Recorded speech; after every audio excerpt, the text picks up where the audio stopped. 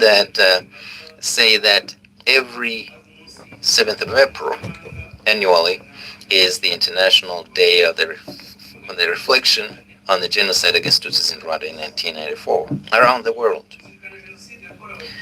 Reflecting on the genocide against Tutsis that was stopped by the RPF in Inkotanyi should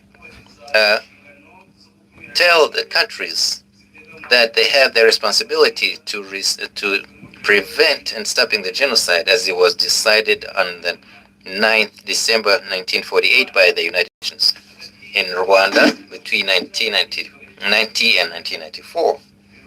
The genocide was planned and was executed, and the international community saw it, but the decisions taken are not honored yet. The UN set up the Ingvar Carlsson Commission, which produced its report on December 15, 1999, and pointed out the failures by the United Nations in Rwanda.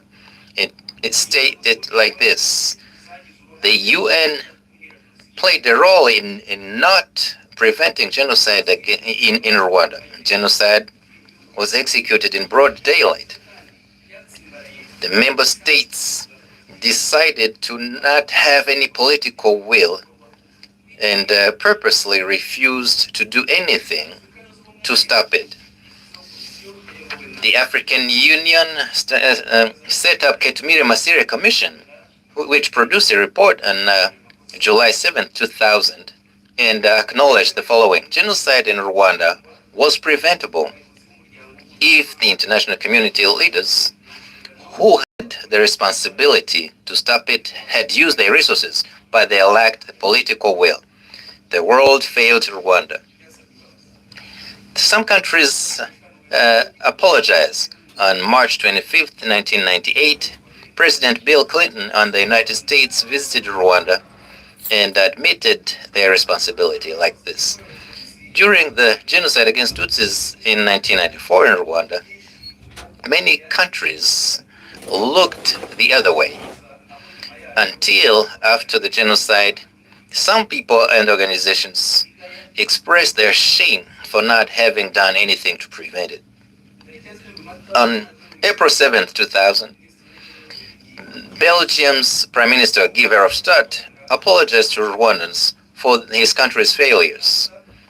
In France, the Duclerc Commission, set up by President Macron on April 5, 2019, issued a report on 26 March 2021, clarifying that country's failures with regards to the genocide against Tutsis in Rwanda.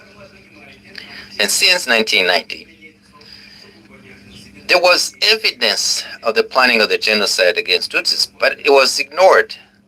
The government of Rwanda launched anti-Tutsi propaganda, saying that the Tutsi was public enemy and the Inkotanyi were the Rwanda's enemy. And they were accused of plotting to exterminate the Hutus. This was intended to encourage Hutus for self-defense. And the media, government-led media, propagated that propaganda as well. Imvaho number 868 said it like this: all Rwandans know that the country has been attacked by the enemy, and those enemy of Rwanda came from Uganda with the intent to exterminate us and to take away the benefits from our 1959 revolution. The war, our war against the enemy from Uganda is not over, because the enemy is still on our soil. We have to defeat him and send him where he came from. France's embassy in Rwanda produced a report on Rwanda's plan and acts of exterminating Tutsis. In its report of October 15, 1990, it said this: the Hutu civilians were prepared by MRND, and they have increased attacks to kill Tutsis, starting in Kivirira area, and there is evidence that this killing will spread across the country. The only Tutsis that the only thing that Tutsis think could stop this is RPF's victory, and this is impossible. In 1991, General Varey was in charge of military cooperation in France, visited Rwanda and met the Colonel Rwagafirita, who were in charge of the police. And that colonel said this: the Tutsis are the minority. We will exterminate them. The gendarme, which is the police, together with the military, will put an end to the Tutsi issue. The women, children, and old people all over the country. And this will take a very short time because they are very few. General Varey produced a report about this, and recently he wrote a book about that. Georges Martre, who was France's ambassador in Rwanda from 1989 to 1993, explained to France's parliament about the planning of the genocide. He said in 1990 it was obvious that there was going to be a genocide. Colonel Serubuga, who was the deputy chief of staff of the Rwandan army, he said he was delighted by the RPF attack because for him this was a good pretext to kill Tutsis. In fact, Tutsis always feared they would be exterminated. Serubuga supported the genocide plan, and he traveled with Habyarimana's advisor, Leo Mugesera, in Ngororero, inciting people to kill Tutsis. This was November 22nd, 1992. Mugesera said this: there are Inyenzis, people who sent their young men and women to join the RPF fighters. Why don't we exterminate those parents? We need to get up and work. Work, Your Excellency, meant killing. And that is the very term President Sindi Kubwayo used on 19th April 1994, inciting people for genocide where he came from in Butare. The genocidal plan originated from President Habyarimana himself. It started with his coming to power. His first political program of August 1st, 1973, said that the governance of the country will be based on ethnicity and regions. So he didn't care about Rwanda's unity. From April 16th to May 6th, 1976, he toured the country, all provinces. The president's office produced a book about this and about the unity of Rwandans. Habyarimana said when it comes to the unity among Hutus and Tutsis, those Tutsis are provoking the Hutus. They should know that in case of unrest, they would be the ones to suffer. Because he said the Hutus are the majority, power belongs to them. On April 28, 1991, Habyarimana, chairing the ruling party's Congress, reiterated the fact that he didn't care about unity, but the unity of his own ethnic group. He said, unity is impossible if the unity of the majority is not achieved. And that unity is the true weapon to annihilate the enemy. He says, like the Tutsi has no support in the region, so it's important that the majority understands they should be united. Otherwise, it will be enslaved again. Habyarimana supported the extremist party CDR, which was created in his own office in Urugwiro on February 22nd, 1992.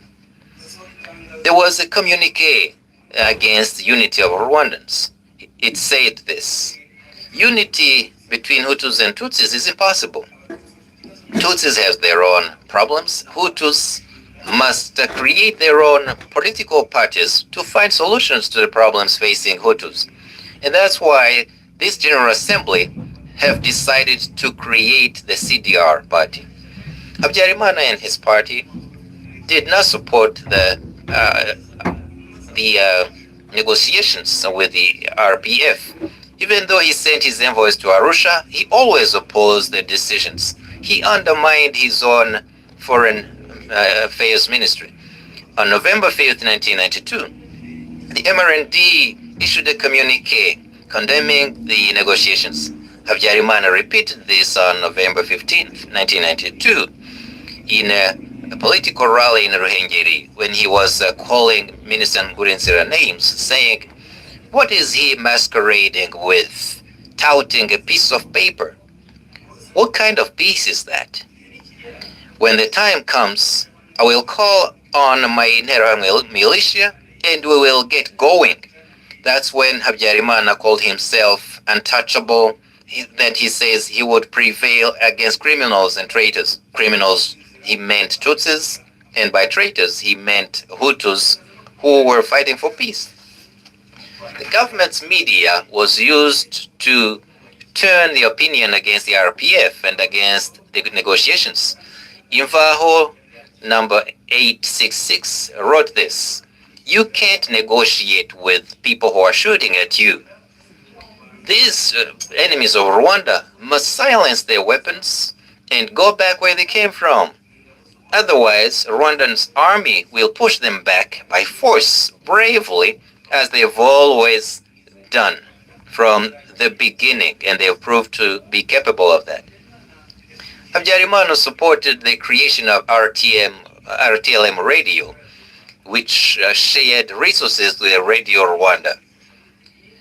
They gave RTM the technicians, good technicians, and good journalists who were instrumental in hatred-based messaging. The RTLM was connected to the power generator in the president's office, and Habyarimana is the one who had the most shares in that radio. Habyarimana also started military training for Interahamwe militia in Gabiro.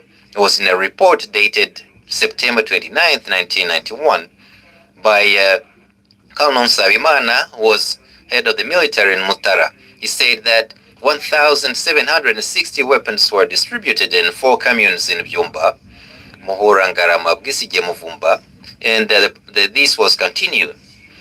And November 5th, 1993, UNAMIR issued a communique saying that, a report saying that Habyarimana chaired a meeting at Rebero Hotel, and it said that they've been distributing grenades, machetes, among Interahamwe and Imhuza Mugabe militias. December 6, 1990, Habyarimana, visiting his army in Gabiro, promised them to avenge their friends who fell on the battleground. Many media, many newspapers, including Kangura, Nyiramachibiri, Zirikana, used this statement to call for extermination of Tutsis. Issue number 6 of Zirikana wrote as following: "No military man should fight while the accomplices are behind him. We should be ready to exterminate all the accomplices. After that, go after the Inyenzi." Colonel Rwagafirita was the owner of that newspaper, Zirikana. On the 4th of December 1991, Habyarimana created a commission of 10 senior officers headed by Colonel Baragisora, and this commission also studied how to defeat the enemy. The report said that the enemy of Rwanda was the Tutsi.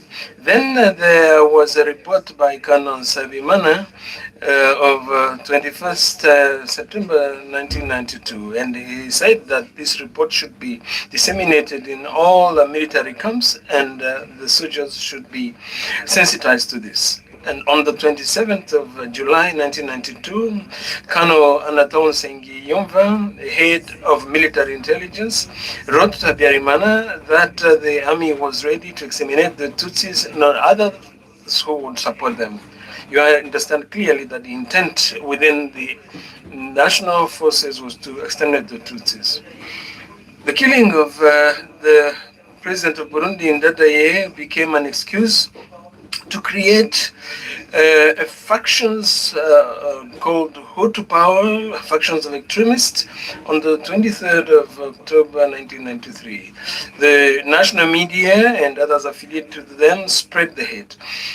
Ijambo, issue 62, said the following: The Tutsis should be gathered together, bombs should be thrown at them, they should be burnt as they did to the Hutus. Take the number of the Hutus who were killed in Burundi, multiply that by 2, and kill the Tutsis in that number. It is when the Tutsis will be cut into pieces and thrown into a Kanyero River that they will recognize that Hutus are also human beings. Lieutenant Colonel Jack Albert, who was advisor to the army, explained to the prosecution in Belgium that genocide was a plan of the Rwandan armed forces. He did that on the 5th of May 1994. He said this: I was invited to the home of General Sabimana, the ambassador of Belgium. We found there Augustin Bizimana, the head of Minister of Defense, and President Habyarimana. Minister Bizimana told me that he was ready to send the military to complete the work. 10 days before the shooting down of the airplane, that was the last Friday of March 1994, my colleague Colonel Vencer invited Colonel General Sabimana and Colonel Kabiligi. Those senior officers reiterated that the peace accord was not going to be put into practice, and that if it was imposed on them, they were going to exterminate the RPF, and that this would not take them more than 15 days. He said they meant what they were saying. Mr. President, warning signs that the genocide was being prepared were many, and they were ignored. Even today, the Congolese refugees who have been 33 years in exile are being ignored. They have been expelled by FDLR and those who constitute armed groups that came from Rwanda. But the UN has taken many resolutions saying that FDLR is a terrorist organization that had to be disbanded. Resolution 1804 said the following: deploring the persistent violation against human rights and international law by the FDLR, ex-FAR, Interahamwe, and other armed groups in the Eastern DRC. We demand that they lay down their arms immediately and unconditionally, and that they be sent to their country of origin.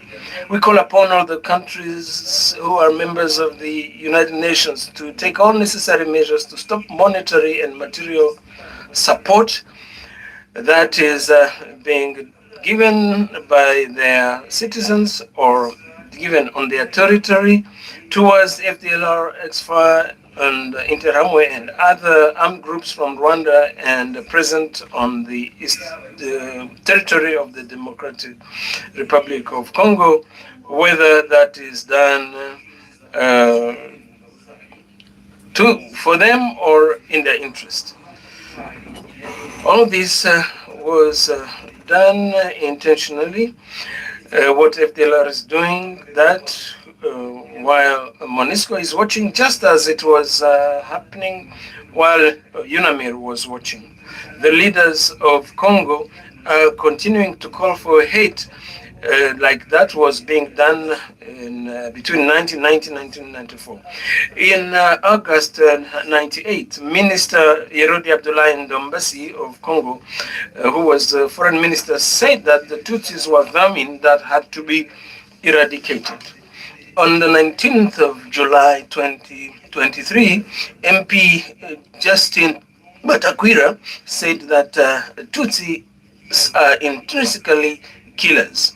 On the 31st of May 2024, the head of the Mai Mai group, Benoit Mokombatia, said that a true Tutsi is a killed Tutsi. A true Tutsi is one taken to the cemetery. On the 4th of July 2024, Minister of Information Patrick Muyaya on Tele 50 in Bukavu said the Tutsis were killers, saying the following: The Prime Minister has visited you. She visited you as a lady, as a parent, as a sister.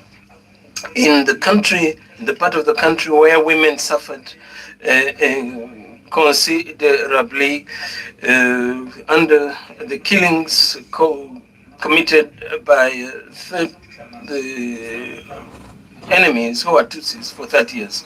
On the 24th of November 2024, Minister Constant Mutamba said that the Tutsis should be killed in Gomba, starting by the leaders of Rwanda. On the 28th of December 2025, the Speaker of the Army in Congo, General Ekenge, said on national television that Tutsis said horrible things about Tutsi women on national television. Even some UN experts in Congo show some bias. In February 99, Roberto Garreton said concerning the Tutsis that there is an inflexibility of the UN because of the violence committed in Congo by a group of Tutsis. Your Excellency, the President, as I conclude, there is no end to the number of actions being committed by Congo against the Tutsis. The Rwandans are thankful to you for the security and for the measures you take to protect them. Those that you saved in 1994 regained their hope for life. And there's comprise some who survived the previous genocides between 1959 and 1994. The youth, thank you for giving them an opportunity to live in a country without discrimination. Many of those who perpetrated genocide are completing their sentences, and they thank you for the assistance they got in the different prisons and the chance of rejoining the community. Some of those who leave armed groups come back and they are thankful for being able to go home. Many people living in foreign countries are spreading genocide ideology, but when they come home, they abandon the ideology and they come back to their country, and they thank you for the good governance which enables them to come back to their country and to be proud for their country. We remember, as we fight against anything that would destroy Rwanda, there have been horrible things. Never again will we allow anything to destroy Rwanda on our watch. There has been turmoil and machete. Today there is peace and Munyarwanda. Only the latter will survive. We thank you.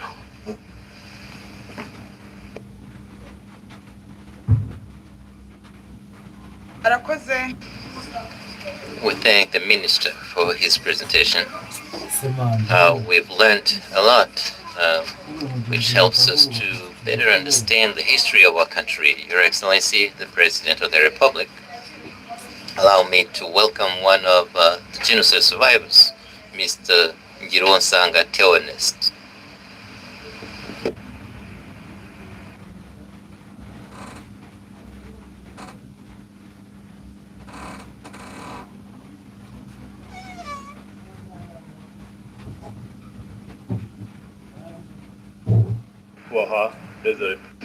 Your Excellency, the President of the Republic and the First Lady, I thank you for this opportunity so I can share my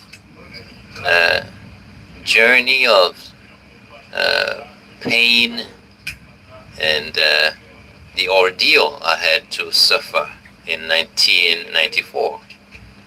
Allow me to introduce myself. My name is Gironsanga Theonest.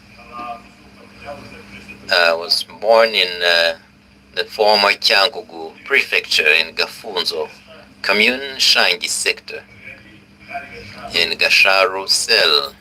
Today, those areas are called Shangi Nyamasheke district in the western province.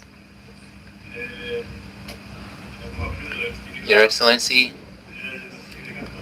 a little before the genocide, Tutsi families, including mine, where I come from, We lived on fear more than anything. That was the situation. It was really bad. In 1964, my grandpa, Muvugabegui, was killed. And he was thrown in Kivu, Lake Kivu. And a little before the genocide, my father's cousins who lived in Mururu, when the CDR president died, the houses were destroyed and they fled in Chango Cathedral. And we were in schools and we were persecuted. Schoolmates were persecutors. The teachers too. They said, your king has attacked the country, but you will pay the price. So we lived in fear. We knew, we could feel that something bad was being in the works. So the trigger became Habyarimana's death. And it all started on April 7th, 1994. We woke up and we could listen to the radio, and we heard that Habyarimana was killed, was dead. My father was a teacher. He called his brothers and sisters, and he said, the only thing that comes next is our death, so let's flee. So he said, we're going to spread. We're not going together. So I'm the one who left with my father, with my elder brother. So he headed to Mokoma, where he taught school. So we went, and on the 9th, we were at ADPR church. All Tutsis from the area were gathered there. And upon our arrival, the church leaders came and kicked us out. They said, we don't want Tutsi blood to be shed inside their church. They said, you should go and find somewhere to go on those hills. So my father looked me in the eyes, and today I understand because I have kids too. He said goodbye.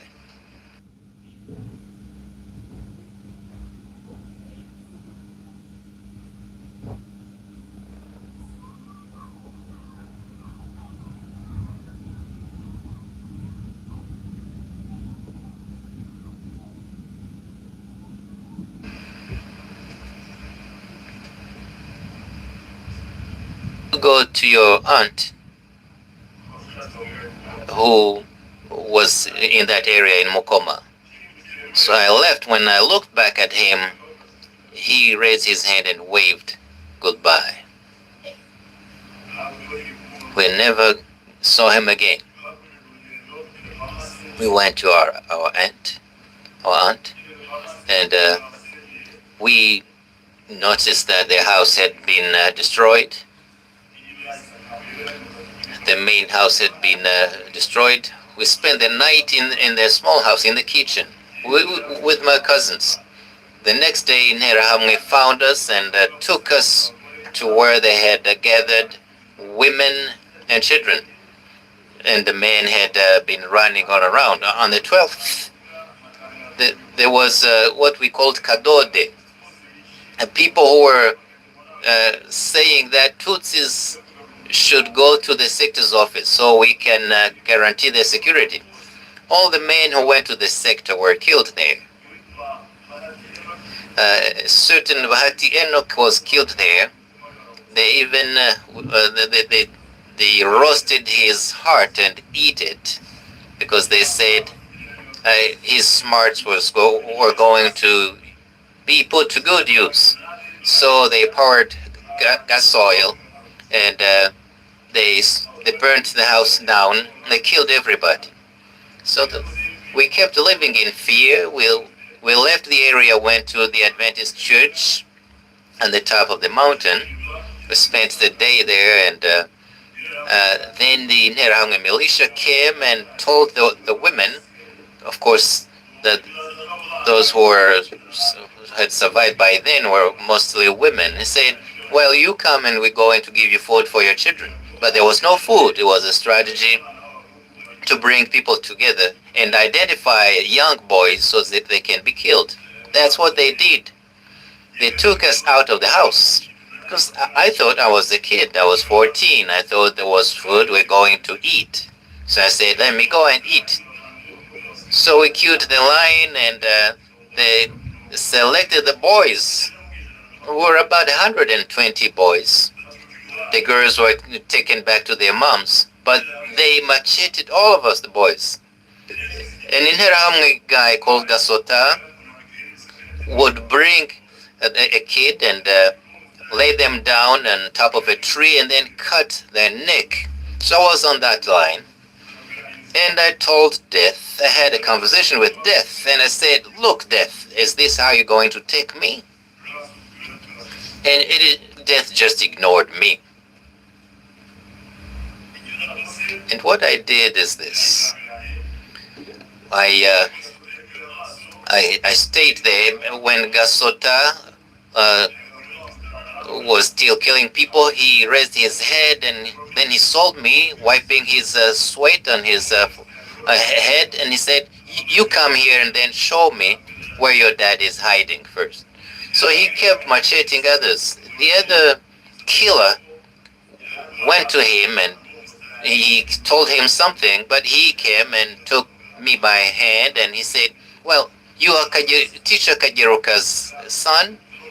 You should leave this place, go back to Shangi. It's really bad here in Mukoma. That's what happened. I kept hiding. It was a rainy season like today. I kept hiding in the fields, and in the evening I went back to the church and I found my two brothers, and together we went back home on our the place where we were born in Shangi. But even traveling was really risky. There were patrols day and night. It was very difficult to go from place to place. But we did that from Mukoma to Shangi. It's a 30-minute walk, but it took 2 nights and a day to make it there. And then we emerged in Gafuba Cemetery and we spent the night there. You needed to walk carefully, cautiously. If you heard voices, you would hide. And we arrived in Shangi at dawn, and I went to see my godfather, and I knocked on the door, and his wife opened the door. And then when she saw me, she cried a lot. Parents' tears. She said, we had been told that you've been killed, but you see, I can't hide here. But even your godfather, if he found you here, he would kill you himself. So she hid me somewhere in the fields. There were 2 paths, and I stayed there. And then I realized I was going to be killed there, so I decided to leave. So we entered the white man's forest. It's a place where the first Germans settled in Shangi. It's on Kivu Lake's shores. So then we ran, and we saw a kid who knew us. And then he screamed. He says, there go the Tutsis, Kajiruka's sons. So Interahamwe militia came running behind us. So when we entered the forest, they were running after us. So we arrived where there was a pile of grass, and we went inside.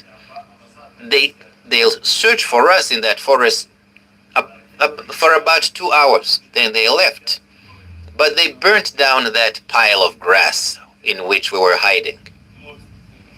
And then we suffocated, but God protected us. But you see, when it's in a rainy season like this, it was wet, so we did not burn. So we left that hiding place in the evening.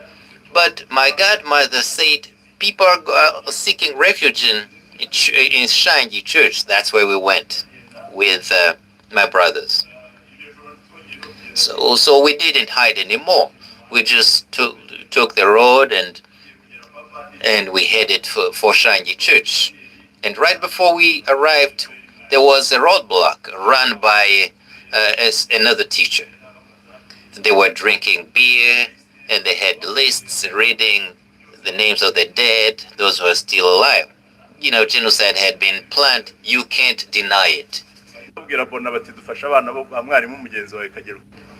They told Bona, we just found the children of your colleague Emmanuel. He said, keep them, I'll kill them in the morning. And I asked him, I've been running. And am I going to die here after all this time that I have survived? The Tutsi had brought some cows to the parish, and they would go, the killers would go and take those cows. And in the morning, that's what they did. They probably forgot that they had asked us to remain there. They ran to take the cows and forgot us, and they ran. And we also ran towards the church. We were passing through the fields, not through a conventional path. The gendarmes stopped us. Their role was not to protect people, but to control them. And the killers also, who had run for the cows, also came.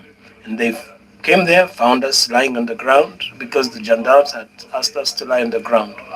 They wanted to kill us. And Faustin said, no, these kids came running, they reached us, allow them to go into the church, they'll die together with the rest of the group.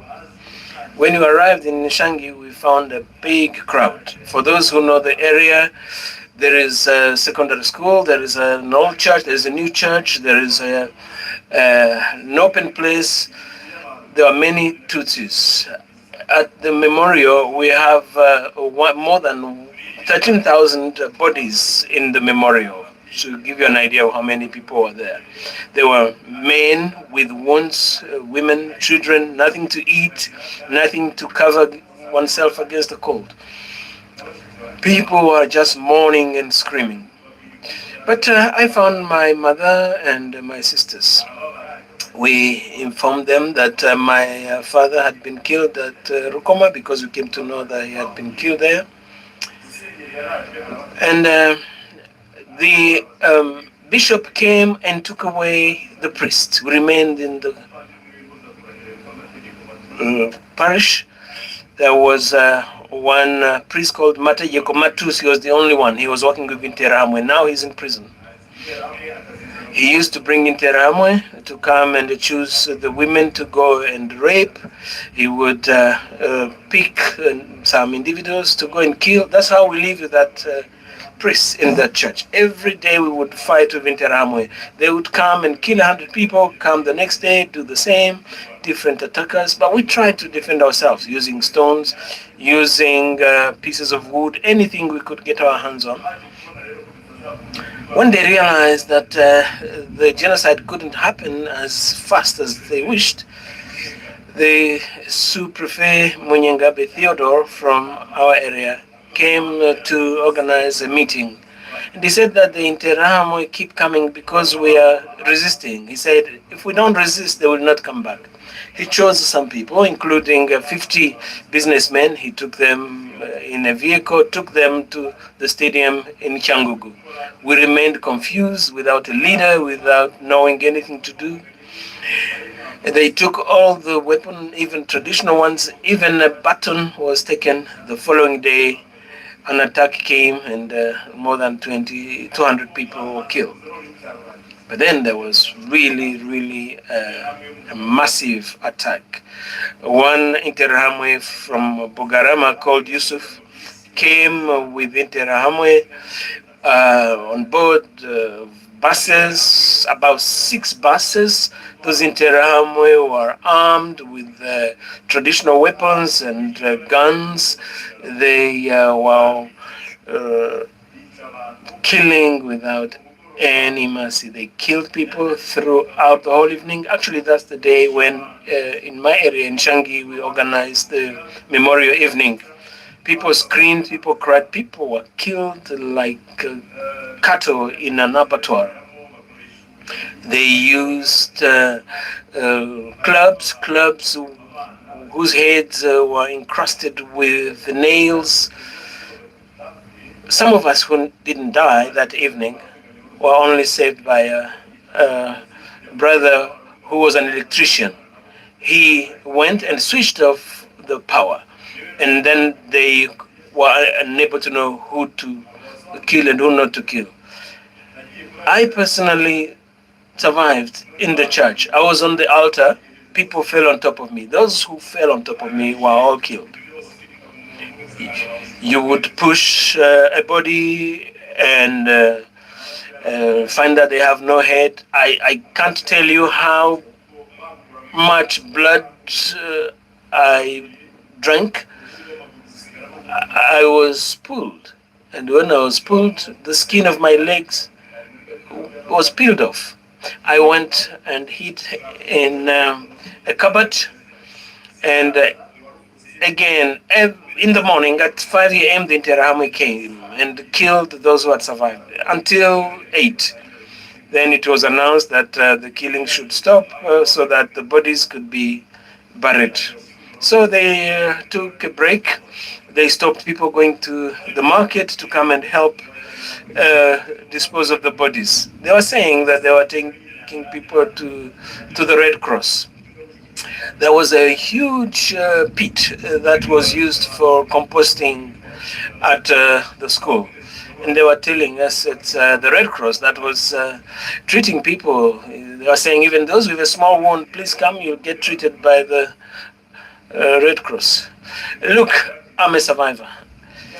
I was also taken to that pit. I was taken from the cupboard to the somewhere on the side of the church. I sat with some women, and as they were carrying those bodies, they came back to me, and they said, "Search whether there are no boys among those women." They found me with 8 others. They took off our clothes, and they asked Kamanutse, a young man who was in the same school as me. He had a spear. They asked him, "Have you ever killed someone?" He said, "No." They said, "Take this one, take him to the pit. Once you get there, pierce him with your spear and throw him into the pit." So he took me. I witnessed at that moment how a young boy was taken from the back of the mother, and he was hit on the wall, and the brain was shattered. They asked me to go and bury that child. So as Kamanutse was carrying me and taking me, I asked him, "Kamanutse, I was with you in school. Are you going really to kill me?" He said, "You will die. I'll kill you because you Tutsis are meant to die." When we arrived at that pit, the things I saw are incredible. Somebody could be in the process of being killed by 20 people. Machetes, spears, some people were thrown into that pit in different positions, those who are living, those who are dead already. When that kid arrived with me there, he was also confused. I was very tired and my legs could hardly carry me, but when that boy got confused, I ran away. Then I was asked, I was caught again. They asked me where I'm going. 2 men. They asked me, "Where are you going?" I said, "There is a body of an old lady. I'm going to bury that body." They took me by the 2 hands and threw me towards those ladies. The lady said, "This boy is going to get us killed. What are you coming to do again?" Fortunately, my uncle's wife took one piece of cloth and covered my body. And he said, "Let this young man, he has dodged this so many times, let him stay here. And if he has to die, he will die here." At that time, the whistle was blown and a pause was declared. So the killing stopped that day. The Interahamwes came to look for women to rape and to carry. One Interahamwe told me that I would be taken to his home, and I would be taking care of his children. And remembering that I was a boy and he didn't realize that, I thought to myself that that was my last day. My younger sister was there. She had also survived, not even a wound to her. And I asked that lady, please, can you ask this man to take my sister rather than took her. She really was the babysitter for their children. She would carry them on the back, but they were merciful to her. They did not kill her. She's alive, and she has now her own children. I remained in that place until 90. You understand, more than 15,000 people had died there. Women and a few little boys. We were really a handful surviving.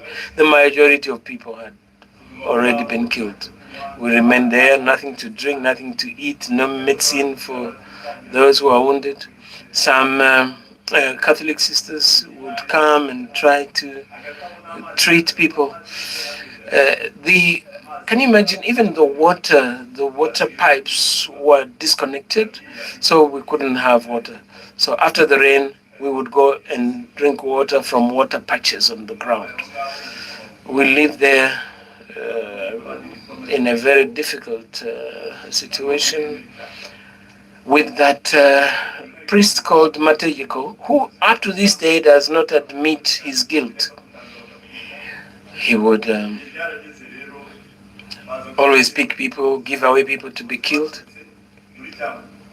until the day when all the Tutsis were gathered together and taken to Nyarushishi. The purpose was not to save us. We were taken to Nyarushishi in order to kill us more easily. Actually, they were saying that after burying Habyarimana, they were going to bury us on top of his body. Nyarushishi is a hill without a house. There was no water. It's a very cold hill, desolate. And those from the stadium, Mibirizi, Shangi, Kibuye, and even those from Butare had been brought to Nyarushishi. Turquoise area actually made the genocide to be prolonged. The Interahamwe killed people. Anyone who survived in that area is a survivor. Bagambiki and his friends were expert killers. They killed quietly. They had all the time. They killed children, old people, and the protection that Turquoise was supposed to bring became actually for us a big problem. The UNHCR, the Red Cross had erected a few tents, and that's where we would sleep. We were supposed to die on the 6th. The Interahamwe came from all the prefectures of all the communes of Cyangugu. They arrived there, and by chance, Bavugamenshi, who was a lieutenant colonel, head of gendarmerie, came and spent the whole day looking after us from morning until 3. And we were waiting to be killed. We would see how the Interahamwe had surrounded us. And he came as a military expert. He managed to keep at bay those Interahamwe. And around 3-4 p.m., the French were there with their four-wheel drives, with the helicopters, with the media. And we thought that was the day for us to be saved. The French came, took young girls, raped them. The French did nothing. They changed nothing. The Interahamwe could still come and pass by the French and pick victims to go and kill. We remained there without any defense, without knowing what would happen. But God never allows that his people die to the last. It was August. We, as survivors, we saw the Nkotanyi arrive. It was hard for us to believe. We were overjoyed. That image never leaves me. A small Hilux pickup arrived, and on top of it, at the back, there were soldiers who were sitting in it back to back. And they came and told us, anyone who has survived to this day will not die. So we survived. We embraced life. Many were wounded physically, psychologically, but when the Nkotanyi came, at least we were relieved. We thought that we knew that we are going now to survive in a country without the discrimination that had become a plague. That's why I thank the Nkotanyi. The Nkotanyi led by the President of the Republic. I'd like to tell you, thank you very much. This is our history. When I say thank you, understand it in the sense of our history. I thank you on my own behalf and in the name of those who survived in my company. We say thank you once again. Without the Nkotanyi, today my body would be in the memorial. You would be remembering me as we remember the others who died. We survived in a country of hope, in the country that led us in our fight for survival and for rebuilding our lives. We went back to school. I was very bright in school, but for people of my ethnic group, it was hard to go to secondary. But after the genocide, I was able to study. I went to secondary, then I went to university. Today I have children. When they are bright, they study without anyone preventing them to do so. Today I have a house, I have a wife. My siblings are now married. We have children for whom I have two different relationships. I am their grandfather and I am their father, I'm their uncle. I have all kinds of funny relationships with my relatives. When we say these things, we are not trying to spread hate. We want the children to understand. When we say never again, we want our children to understand what it means. When we say we are against the genocide ideology and anything related to it, we want our children to understand that. Children, this country is ours. We should not understand or hear what those who are against us are saying. We should hear those who are supporting us. We and our children and our grandchildren should continue to live in a peaceful and prosperous country as it is today under the leadership of while rebuilding our lives. For sharing your testimony. And we also thank you for being this resilient. And today you are partnering with other Rwandans to rebuild our country. Right now we're going to listen to Nyundo School of Music.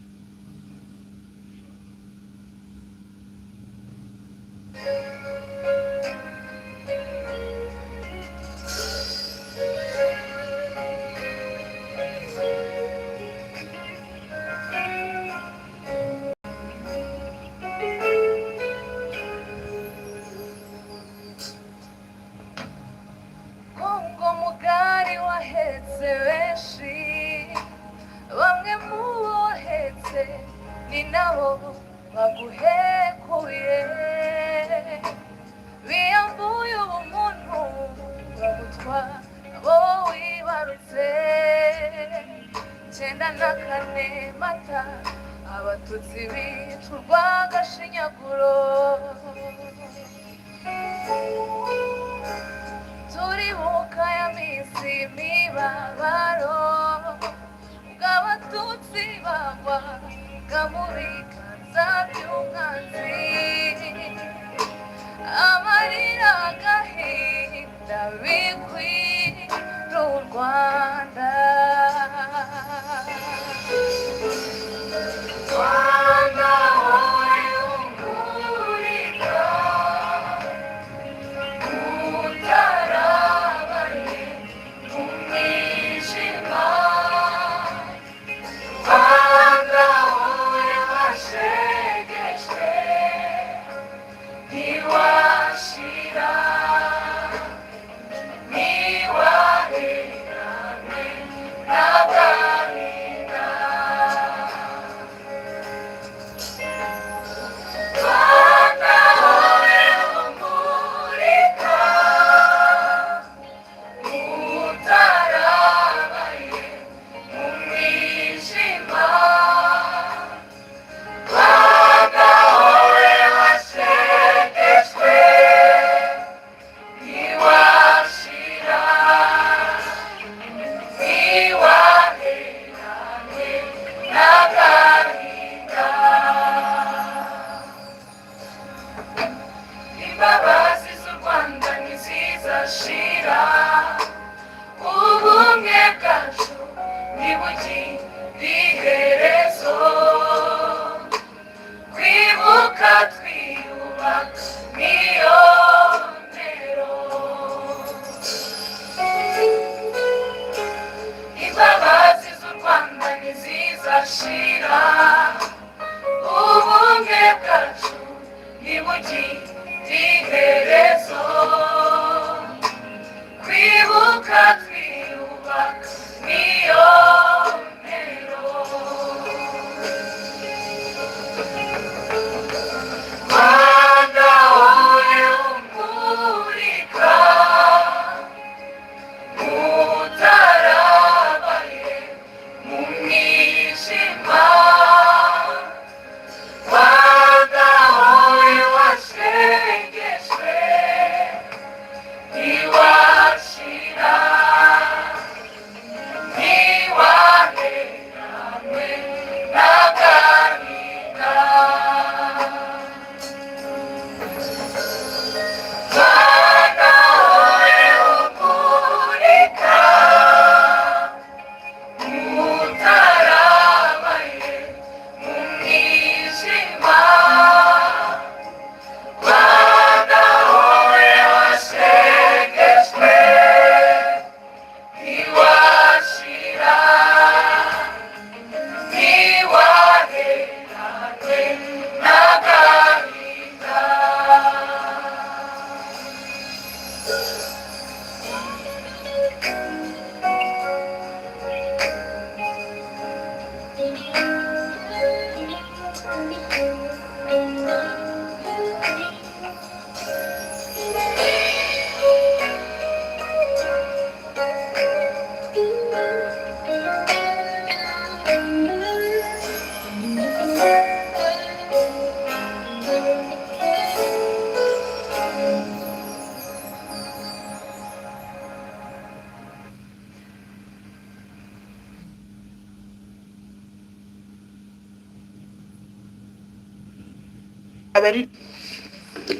We thank Nyundo School of Music for that song.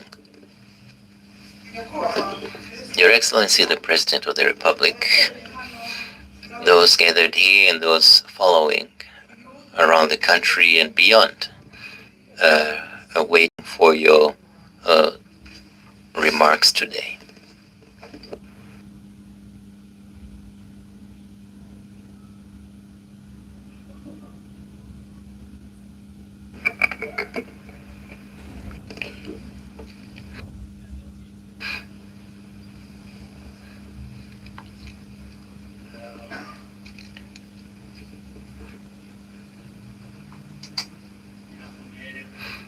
I'd like to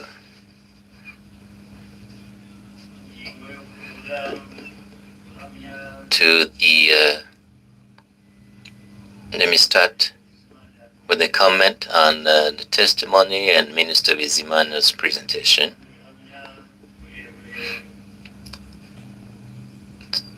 That we've heard a long testimony with a powerful testimony by Theonist, and all that we've heard is rooted somewhere.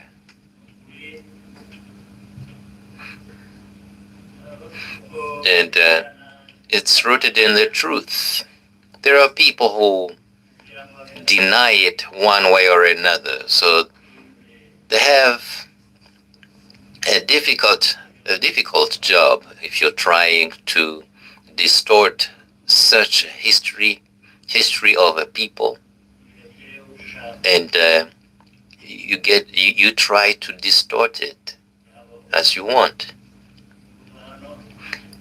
whether inside the country or outside. Most especially those are the ones who are trying to distort that our history are outside of our country, and they do it for different reasons.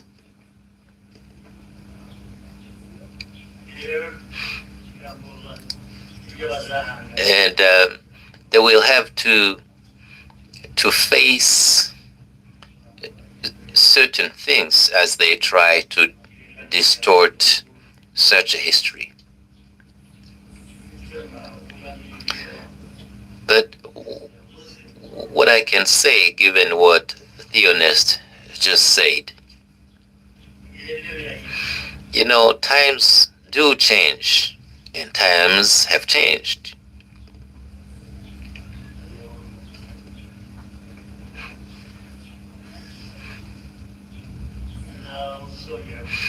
No one will be killed again, like Theonist has said, like those who were killed, those he saw being killed, or no one will be killed like him, because he actually was killed, but he came back to life. But this won't happen again. And the reason is this. And one of the reasons is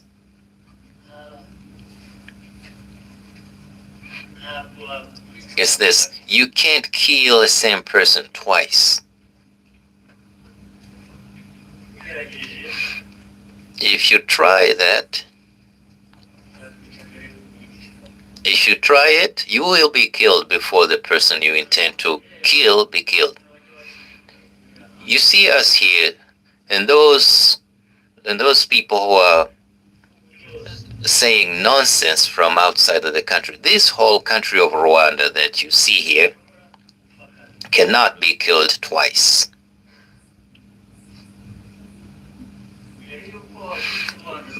Before you kill Rwanda, Rwanda will kill you. You can't kill the same people twice. Impossible. We cannot be killed twice. Whether those of us who are older or our children, no one will kill you twice. Impossible. It can't happen. We will live just like normal people, human beings should live. At all costs. This is not something we beg of anyone.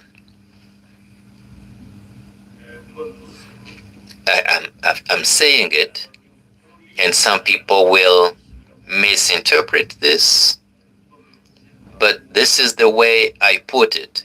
Take it from me.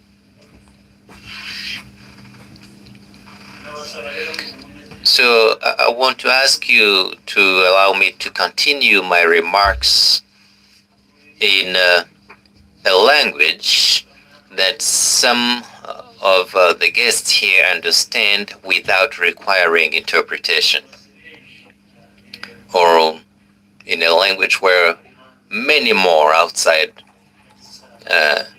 and who have a role in our history, including those who are distorting our history in a language that they can understand without going through interpretation.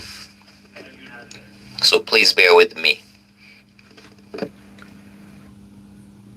Today, we gather again in remembrance to everyone present and watching online. Thank you for joining us on this important day.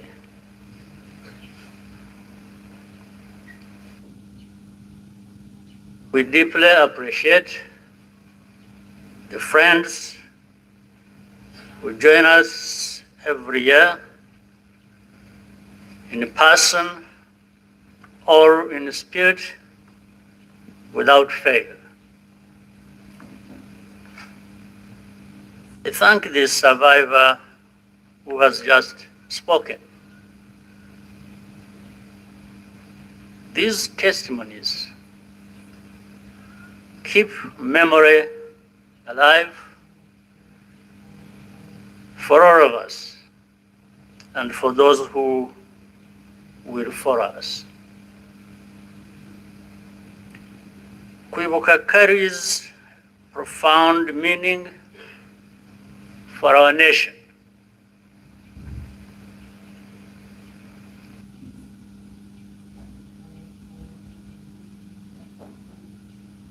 It is how we confront and overcome the divisions that nearly destroyed us.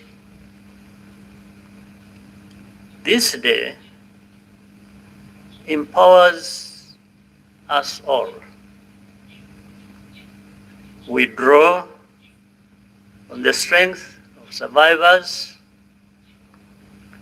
who provide the reservoir of humanity that feeds our nation's soul.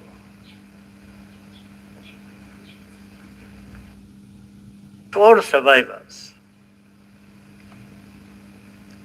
know that you are not alone. We stand with you always.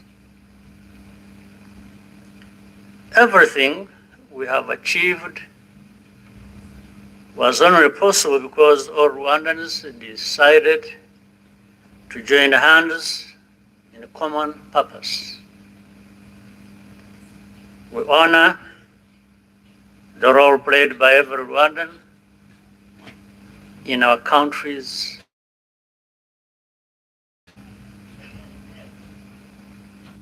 the reality of the genocide is clear for all to see. The ringleaders were convicted in international courts with rigorous evidence. The Gacaca process documented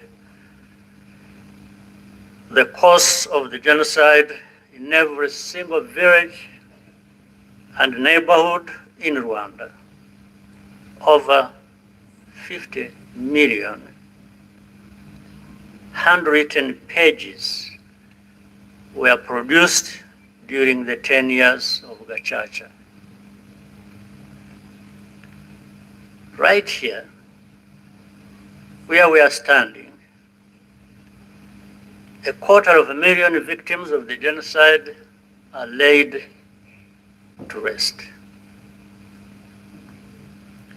And in 2018, the United Nations General Assembly adopted a resolution that called the genocide against the Tutsi by its proper name, with the support of every member state but one.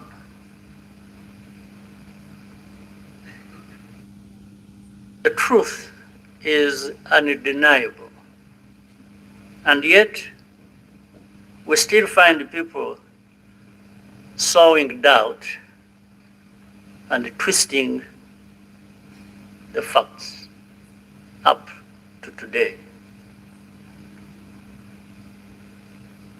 This is not just a matter of ignorance, but something much deeper. It means that the risk of seeing history repeat itself is a constant danger. If we allow ourselves and our friends to become indifferent. Genocide denial begins long before the genocide itself is committed. There is a pattern of looking away from the warning signs or taking them lightly. Hate speech turns into hate acts, dismissed as expressions of popular discontent. Behavior that should be immediately condemned is rationalized and minimized. The preparations are masked by narratives of popular grievance and fear. In the process, a moral equivalence is created between the targets of the genocide and the planners of it. All of these elements were present in our own story. There are some who pretend that the genocide against the Tutsi was a spontaneous event. That's not true. It was carefully prepared and carried out in plain sight.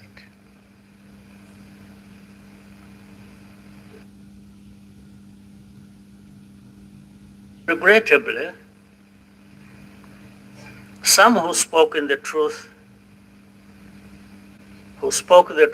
at the time and who were even eyewitnesses later became peddlers of distortion, mainly for political reasons. Militias were openly trained and indoctrinated in hate. Weapons were imported in large quantities, and the Rwandans who opposed it were threatened or killed. Before 1994, communities were subjected to waves of smaller massacres meant to normalize the killing and also to measure the reaction of the wider world. And with only a few heroic exceptions, the world was unconcerned until it was too late. In the early 1960s, after countless Tutsis were killed or forced into exile, international voices such as Bertrand Russell, to name just one, described it as systematic extermination. The pattern continued in the 1980s and early 1990s. When Tutsi communities such as the Bagogwe in the northwest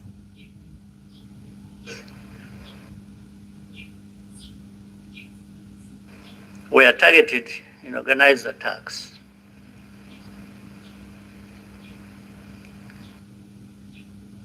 In 1993, a commission led by Jeanne KAGAME investigated these atrocities. After documenting mass graves and the involvement of state authorities, they concluded that a genocide was being prepared. In the same year, the UN Special Rapporteur Bakre Wele Ndiaye warned that organized propaganda portraying the Tutsis as enemies was spreading openly, helping prepare the population for mass violence. In January 1994, the Command of United Nations Mission in Rwanda sent a fax back to headquarters in New York with detailed intelligence that Interahamwe were stockpiling weapons and compiling lists of Tutsis to be killed. He was then ordered to share the information with the very government which was preparing the genocide and to take no further action. And sadly, the reaction today is no different here in our region. And we can see it right before our eyes. When the genocide began, the nature of the crime was immediately obvious. Nowhere was safe, including churches and schools.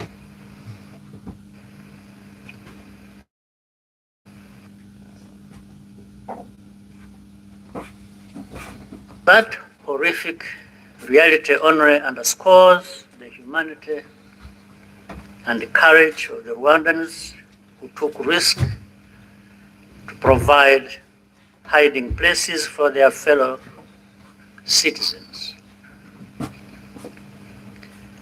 The reaction of the international community was to evacuate foreigners and withdraw most peacekeepers.